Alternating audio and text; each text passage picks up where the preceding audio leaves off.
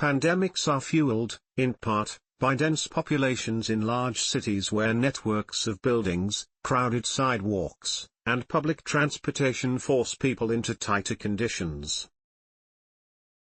This contrasts with conditions in rural areas, where there is more space available per person. According to common sense, being in less crowded areas during a pandemic is safer.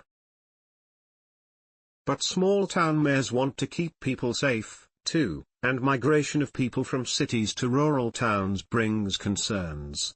During the COVID-19 pandemic, closing national borders and borders between states and regions has been prevalent.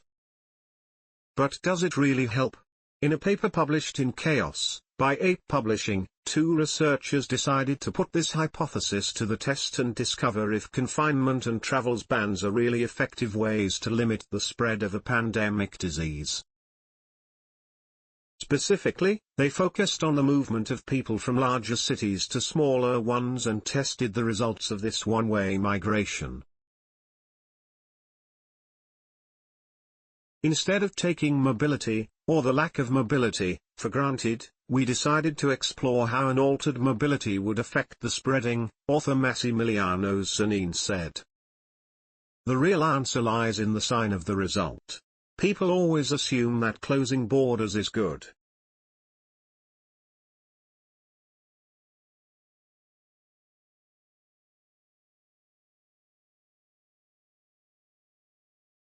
We found that it is almost always bad. The model used by the authors is simplified, without many of the details that affect migration patterns and disease spread.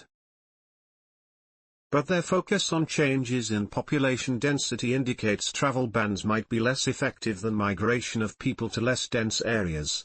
The result was reduced spread of disease. Zanin and collaborator David Papo placed a hypothetical group of people in 2 locations and assumed their travel was in random movement patterns. They used SIR dynamics, which is common in epidemiological studies of disease movement. SIR stands for susceptible, infected, and recovered, classifications used to label groups in a simulation and track disease spread according to their interactions. They ran 10,000 iterations of the simulation to determine the resulting disease spread among people in 2 locations when migration is one way, from dense cities to less dense towns.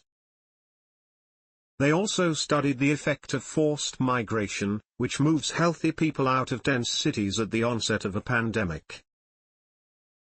The results showed that while movement from big cities to small towns might be slightly less safe for the people in small towns, overall, for a global pandemic situation, this reduction in the density of highly populated areas is better for the majority of all people.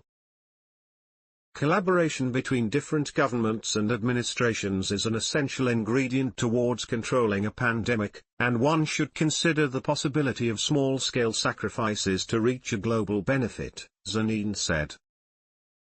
Story source: materials provided by American Institute of Physics. Note: content may be edited for style and length.